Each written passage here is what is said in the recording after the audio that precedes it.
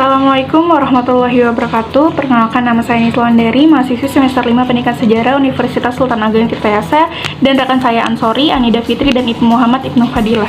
Di sini kami kelompok 5 Sejarah Kebudayaan Indonesia akan membahas mengenai materi pakaian beskap. Saya akan terlebih dahulu menjelaskan mengenai kebudayaan Indis ya teman-teman. Jadi, kebudayaan Indis adalah kebudayaan campuran Jawa dan Eropa yang sangat didukung oleh golongan masyarakat Hindu Belanda atau golongan kelas atas.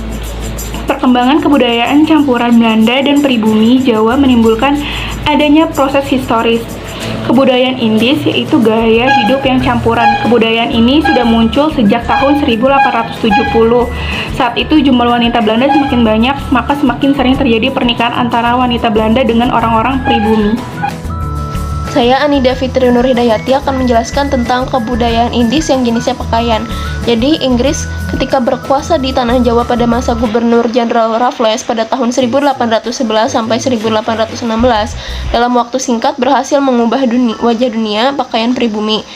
Nah, melalui surat kabar, Raffles menancapkan norma-norma ala Eropa di tengah-tengah masyarakat Jawa. Wanita Eropa itu dilarang menggunakan kebaya, tidak beralas kaki, duduk di lantai, sebagaimana halnya tradisi masyarakat pribumi. Penetapan norma ini menginternalisasi nilai berpakaian ala Eropa.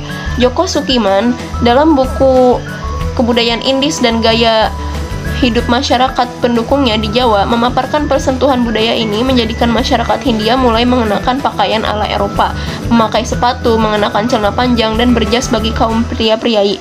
Nah, mengenakan gaun bagi perempuan adalah bentuk berpakaian seperti bangsa Eropa. Sebelum kedatangan bangsa Eropa, masyarakat pribumi dalam berpakaian bisa dikatakan tidak mengenal pembedaan pakaian untuk aktivitasnya. Pakaiannya biasa saja. Nah, interaksi dengan budaya barat membawa perubahan gaya hidup berpakaian masyarakat Hindia. Pakaian juga dalam kebudayaan Indis ada pakaian sehari-hari, ada pakaian yang khusus untuk bertemu dengan pejabat-pejabat kolonial. Nah, pejabat kolonial itu kita memakai pakaian gaun dan jas untuk kaum pria-priai. Nah, sedangkan pakaian harian itu lazimnya perempuan itu mengenakan kebaya, kain panjang. Nah, seperti itu.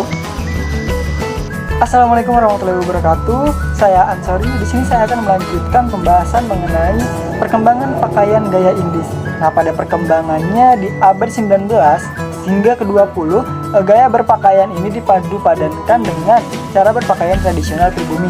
Nah, terjadinya perkawinan antara bangsa Eropa dengan bangsa pribumi yang melahirkan keturunan Indonesia. Nah, menjadi sarana percampuran tradisi berpakaian ini. Nah, sering ditemui dalam berbagai dokumentasi letak berparas Eropa yang hidup bersama seseorang nyai memakai beskap Jawa dan terkadang juga dilengkapi dengan blangkonnya.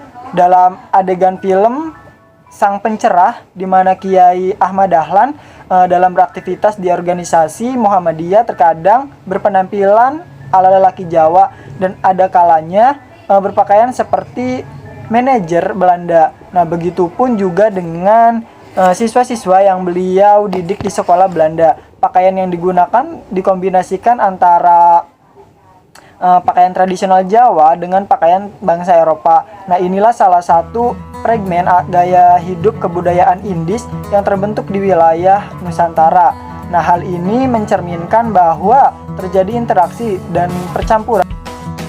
Saat ini, lelaki bersepatu menggunakan jas berdasi, rambut rapi dengan wangian, atau perempuan dengan gaun Eropa dan sepatu high heels dilengkapi dengan aksesoris sudah lumrah kita temui di zaman sekarang ini.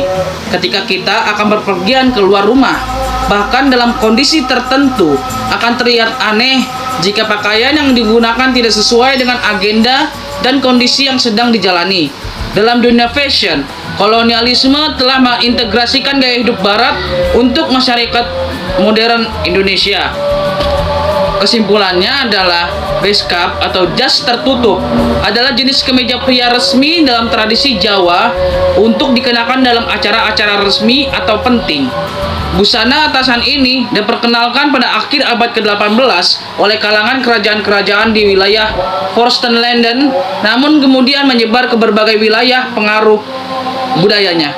Beskap berbentuk kemeja tebal, tidak berkerah lipat, biasanya berwarna gelap, tetapi hampir selalu polos. Bagian depan berbentuk tidak simetris dengan pola kancing menyamping atau tidak tegak lurus, tergantung jenisnya. Terdapat perbedaan potongan pada bagian belakang untuk mengantisipasi keberadaan keris. Beskap selalu dikombinasikan dengan jarik atau kain panjang yang dilibatkan untuk menutup kaki. Sekian dari kami, dari kelompok 5 yang beranggotakan saya, Muhammad Ibnu Fadilah, dan rekan-rekan saya. Kurang lebihnya kami mohon maaf. Wabillahi taufiq wal hidayah. Wassalamualaikum warahmatullahi wabarakatuh.